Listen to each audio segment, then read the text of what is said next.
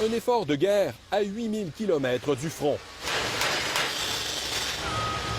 Ici, les armes sont des lampes à souder et des marteaux. Cette usine de blindés à Mississauga, en Ontario, n'a jamais été aussi occupée. Le gouvernement du Canada vient de passer une grosse commande à l'entreprise Rochelle.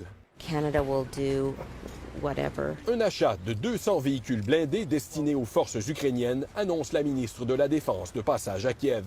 Pour répondre à la demande, l'usine tourne 24 heures sur 24. Sur le plancher, Rochelle peut compter sur une force spéciale. 80 Ukrainiens récemment arrivés au Canada. I must do this. If I here and I must something help. Je dois faire ma part, dit cet Ukrainien, qui a préféré taire son nom. Ses parents sont toujours en Ukraine. I have my parents in Ukraine. Même très loin, il a l'impression, avec son travail, de venir en aide à sa famille. We have mine-protected seats. Blindage supplémentaire, modifications pour résister aux explosions.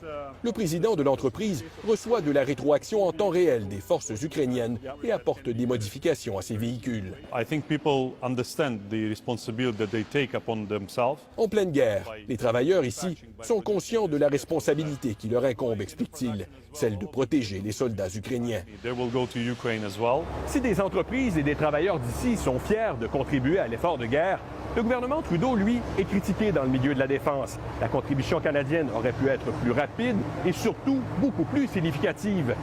La crise ukrainienne a exposé des lacunes ici au Canada.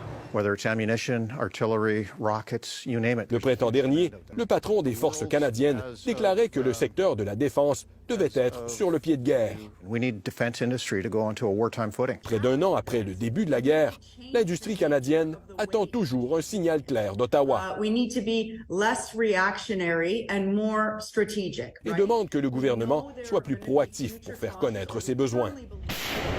Le Canada aurait la capacité industrielle, par exemple, de produire beaucoup plus de munitions pour l'Ukraine, comme des obus d'artillerie de 155 mm essentiels au front.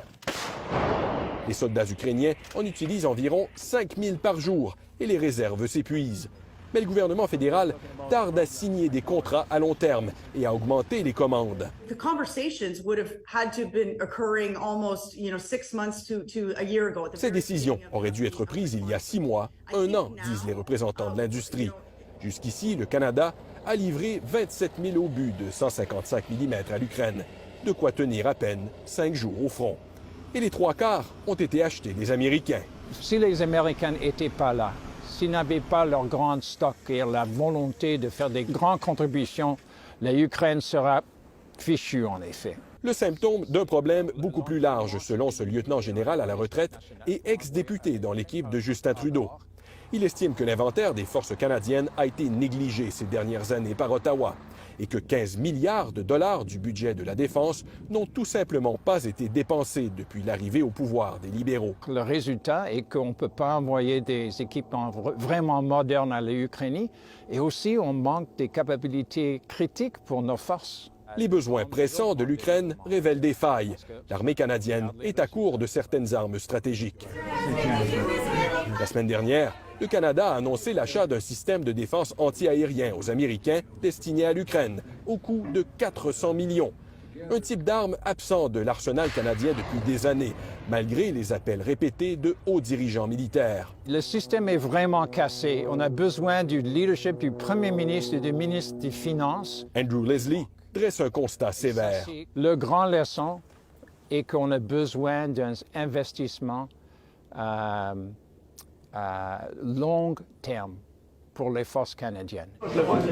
Manque de volonté politique ou de vision à long terme, le premier ministre admet du bout des lèvres qu'il faut investir davantage. On doit être prêt pour pouvoir aider dans un monde de plus en plus instable et pour ça, on va continuer d'investir dans nos forces armées.